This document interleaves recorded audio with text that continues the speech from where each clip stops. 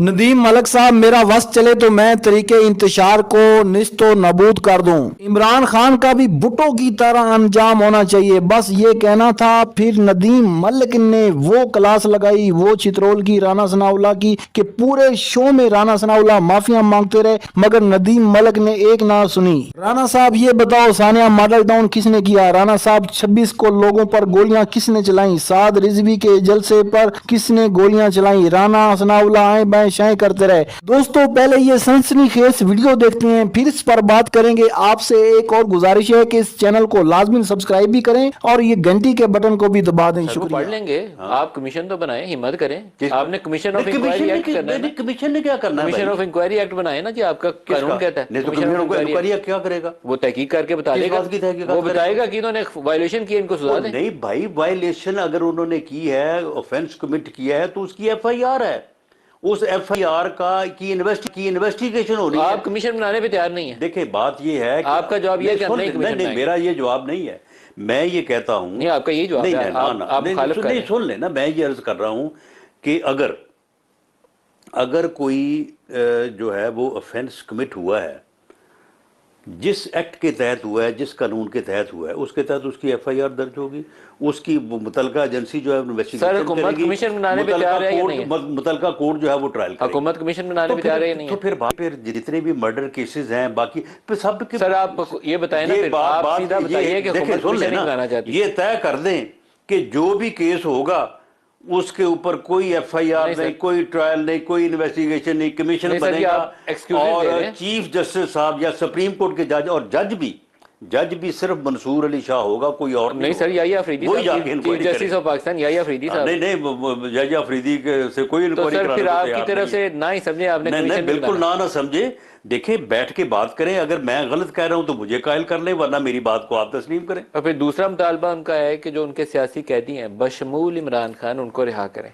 उसके ऊपर क्या करें? वो मुतालबा पेश करें ना।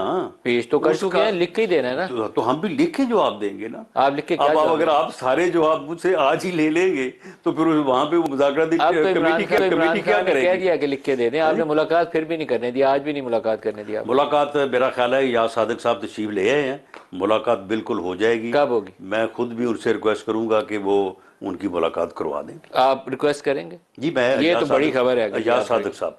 ये देखें, आपका नाम जो है पाकिस्तान तहरीक इंसाफ के उन लोगों ने जो हॉक्स जाने जाते हैं ना, उन्होंने कहा कि राना सनाउल्लाह वो शख्सियत हैं और ख्वाजा साद वो शख्सियत हैं जो बातचीत के अमल को आगे चला सकते हैं। इनको कमेटी में होना चाहिए। डार साहब का भी नाम लिया उन्होंने। तो अब आप लोगों को रोल ना प्ले करें तो फिर तो मेरा ख्याल है रास्ता ही कोई नहीं, आगे तो फिर बात नहीं करिए। देखिए, मामला ये है कि एक पॉलिटिकल वर्कर के तौर पे मैं ये समझता हूँ कि एक डेमोक्रेटिक पॉलिटिकल जो सिस्टम है उसमें पॉलिटिकल पार्टीज के दरमियान डायलॉग होना चाहिए। सर आपने डेमोक्रेसी जो है वो पॉलिटिकल डायलॉग से चलती है, पॉलिटिकल डेडलॉक से नहीं चलती। सर आपने एक हफ्ता मुलाकात क्यों नहीं करवाने दी? जी, आपने एक हफ्ता मुलाकात क्यों नहीं? एक हफ्ता मुलाकात जो है वो मैंने ये अर्ज किया है कि याद सादिक साहब के यहाँ पे ना होने की वजह से इसमें खलल आया है। जैसे ही वो तशरीफ़ ले आए हैं, ये मुलाकात भी हो जाएगी। उसके बाद वो बैठे हमारे साथ बात करें। ये बात जो मैंने आपके साथ की है, जो तो आपका सवाल था तो मैंने उसका जवाब जो है वो दे दिया, लेकिन वो अपना सवाल हमारे सामने रखें। हम in accordance with law rules उसका जवाब देंगे। अगर वो हमें कायल कर लेंगे तो हम उनकी बात है। उसमें तो एक तो 9 मई और 26 नवंबर ही है ना, तो ये तो फिर कमीशन बनाना तो बड़ा आसान काम है। इमरान से मुलाकात करवाएं और फिर बनाएं। आप तो मुलाकात ही नहीं करवा रहे। तो कमीशन किसका बनाए? दोनों वाकयात की तहकीक के लिए। कौन उस कमीशन की जो है वो? सुप्रीम कोर्ट के सुप्रीम कोर्ट के सीनियर 3 जजेस करें। चीफ जस्टिस करें, सबसे बड़ा जो जज है वही करे। क्या बात है? या अफरीदी पे तो नहीं इतराज नहीं होगा आपको? मैं कहता हूं कि फिर तो हर किसी का दिल चाहेगा कि यार ये अपना 4 बंदे इकट्ठे करो और जो है वो कैपिटल के ऊपर हमलावर हो जाओ। चीफ जस्टिस जो है वो इंक्वायरी करेगा। तो आपके ख्याल में मेरा ख्याल है कि इस तरह से अगर आप इन चीज़ों को ग्लोरीफाई करेंगे तो फिर रोज जो है ना यही कुछ होगा इस मुल्क में। तो सर आपके नहीं, आप मुझे बताएं। मैं तो सपोर्ट करता हूं। सुन लें, आप मुझे बताएं कि एक क्रिमिनल एक्ट जो है वो परफॉर्म हुआ हो। सर क्राइम एस्टैब्लिश कर देंगे ना चीफ जस्टिस? नहीं, बात नहीं। चीफ जस्टिस को रोकेगा कुछ थोड़ा कि क्राइम हुआ है इसको छुपा दें? नहीं, तो फिर सारे क्राइम चीफ जस्टिस एस्टैब्लिश किया करे ना।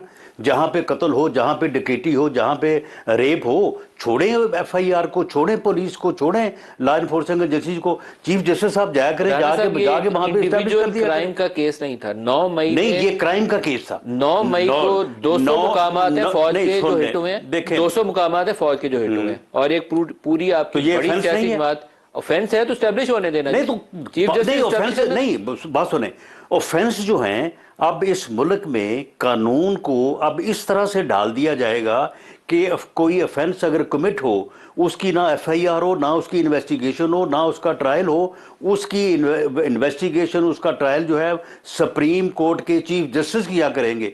तो अब इस तरह से मुल्क चलेगा आगे? सर अभी आप हम किसी तरीके से भी नहीं चला रहे, केस चल रहा है मिलिट्री कोर्ट का सुप्रीम कोर्ट के सामने। तो मिलिट्री कोर्ट का केस कैसे चल? नहीं, सुन ले, जजेस नहीं सुन ले, ऑब्जर्वेशन सुन ले ना। मिलिट्री एक्ट जो है 1952, वो पिछले 70 साल से किस मर्ज की दुआ है? अगर वो एक्ट है, पार्लियामेंट ने पास किया है, वैलिड जो है वो लेजिस्लेटिव ऑर्गन है, तो उसके तहत अगर कोई जुर्म होगा तो पर्चा दर्ज नहीं होगा तो और क्या होगा? अगर पर्चा दर्ज होगा तो वो मिलिट्री कोर्ट में ट्रायल होना, तो वो कहां पे हो रहा है?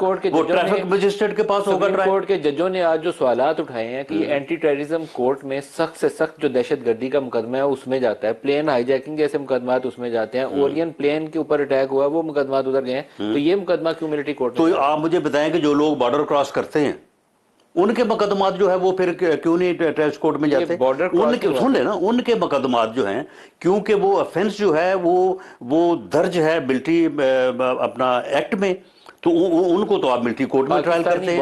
उनको वहां पे आप 7-7 साल 4-4 साल सजाएं देते हैं। मैं जब जेल में था तो उस वक्त एक आदमी जो है वो 4 साल वो कहता जी मैं तो चला गया था, बॉर्डर क्रॉस करके चला गया था, वो जब मैं वापस आया मुझे पकड़ लिया और मुझे कहा कि तुम तो वहां पे कोई नक्शे लेके गए थे, तो इस वजह से मुझे 4 साल सजा हो गई है। और सुन ले PTI के दौर में 80 लोगों को मिलिट्री एक्ट के तहत सजा हुई और सारे सिविलियन थे। आपके ख्याल में वो जस्टिफाइबल था क्या? जो 80 लोगों को उस वक्त सजा दी गई PTI के दौर में, आपके ख्याल में बहुत अच्छा काम था? नहीं, तो आप मुझे बताएं कि मिलिट्री एक्ट किस लिए है? मिलिट्री एक्ट खत्म कर दें इसको। खास हालात में है, फौजियों को आमतौर पर मिलिट्री एक्ट के नीचे ट्राई किया जाता है, या रियासत के खिलाफ जब आपके बॉर्डर्स के ऊपर खास हालात नहीं, आपका जासूस पकड़ा जाए, नहीं मलिक साहब, कुलभूषण यादव आ जाए। नहीं मलिक साहब, बात ये है, ये एंटी टेररिस्ट एक्ट भी है, कस्टम एक्ट भी है, नारकोटिक्स कंट्रोल एक्ट भी है। खास हालात की बात नहीं, हर एक्ट में ऑफेंस जो है वो दर्ज है। अगर किसी के पास से हीरोइन का थैला निकलेगा, उसका केस एंटी टेररिस्ट कोर्ट में नहीं जाएगा, वो नारकोटिक्स कोर्ट में जाएगा। और अगर कोई वो जुर्म जो मिलिट्री एक्ट में दर्ज है वो करेगा, वो इंस्टॉलेशन के ऊपर हमला करेगा, वो जो है वो कंटोनमेंट जो प्रोहिबिटेड एरियाज है उसमें जाके मिलिट्री एक्ट की जो तो सर फिर आपको रुकावट क्या है? आप चीफ जस्टिस साहब को फिर कर लेने दें, वो बता देंगे कि ठीक है मिलिट्री कोर्ट करें। जस्टिस साहब को मैं समझता हूं कि मिलिट्री एक्ट की जो दफा है 41D उसको पढ़ लें, उसमें लिखा हुआ है। जी दोस्तों, आपने राना सनाउल्लाह की गुफ्तगू सुनी। राना सनाउल्लाह का कहना था कि PTI के साथ मुज़ाकरात करने का कोई फ़ायदा नहीं, क्योंकि PTI जो है वो अपने लोगों को छुड़ाना चाहती है, इमरान खान को जेल से रिहा कराना चाहती है। अगर इमरान खान रिहा हो गए तो हमारी हुकूमत किधर जाएगी? और इमरान खान को रिहा करने का मतलब ये है कि हम घर चले जाएं, जहां पे इमरान खान है वहां पे हम चले जाएं और इमरान खान हमारी जगह पे आकर बैठ जाए। नाज़रीन, ये लोग इतने खौफज़दा हैं इमरान खान या PTI से कि ये इमरान खान को सियासी इंतकाम का निशाना बना रहे हैं। उनको जानबूझकर जेल में रखना इनकी मजबूरी है, क्योंकि अगर इमरान खान बाहर आएगा तो इनकी हुकूमत 10 दिन भी नहीं चल सकती। नाज़रीन, आपको पता है कि इमरान खान जो है वो भी एक फरीदी की तरह जो तेज़ क्रिकेट खेलने वाले हैं, और वो यानी कि अपोजिशन को जो हुकूमत है उसको वो रगड़ा लगा के रखते हैं। नाजरीन, अपोजिशन का काम ये होता है कि वो हुकूमत की खामियां जो है वो आवाम के सामने लेके आए, मगर बदकिस्मती से हमारी अपोजिशन है नहीं, चाहे इमरान खान की हुकूमत थी चाहे नून लीग की हुकूमत है। अपोजिशन को ये लोग रगड़ा लगा कर रखते हैं और उसको अंदर करके रखते हैं। उसकी वजह यह है कि अपोजिशन को अंदर रखना इनकी मजबूरी होती है। नाजरीन, आवाम इन लोगों को वोट इसलिए देती है कि ये इक़्तिदार में जाएं, ये हुकूमत में आएँ और आवाम के मसाइल हल करें, मगर लोग ये कहते हैं कि ये हुकूमत फॉर्म 47 की बुनियाद पर आई, यानी कि धांधली की पैदावार है ये हुकूमत, और जो धांधली से हुकूमत आती है वो आवाम के मसाइल हल नहीं कर सकती, क्योंकि उसके पास मैंडेट नहीं होता। आपको पता है कि ये जो तरीके लबैक का धरना था या जो जलसा था आज मुरीदके में जो कुछ हुआ, ये हुकूमत को नहीं करना चाहिए था, क्योंकि रियासत जो होती है वो माँ जैसी होती है। इन लोगों के साथ मुज़ाकरात करनी चाहिए थे। पुलिस वाले भी पाकिस्तानी थे, एहतजाज करने वाले भी पाकिस्तानी थे, और पाकिस्तानी एक दूसरे को मार रहे हैं। नाजरीन, ये अफसोसनाक है। अगर ये रवायत चल पड़ी तो फिर पाकिस्तान में कोई भी लॉन्ग मार्च नहीं कर सकेगा, कोई भी जलसा जुलूस नहीं कर सकेगा, क्योंकि ये लोग अपनी जो रीत डाल रहे हैं ये बिल्कुल गलत रीत है। दुआ है कि पाकिस्तान में अल्लाह ताला वो हमें लीडर दे जिसकी पाकिस्तान को ज़रूरत है। नाज़रीन, अगर वीडियो अच्छी लगी तो वीडियो को लाइक करें, चैनल को सब्सक्राइब भी करें और बेल आइकन को प्रेस करें। मिलते हैं अगली वीडियो में। अल्लाह हाफिज़।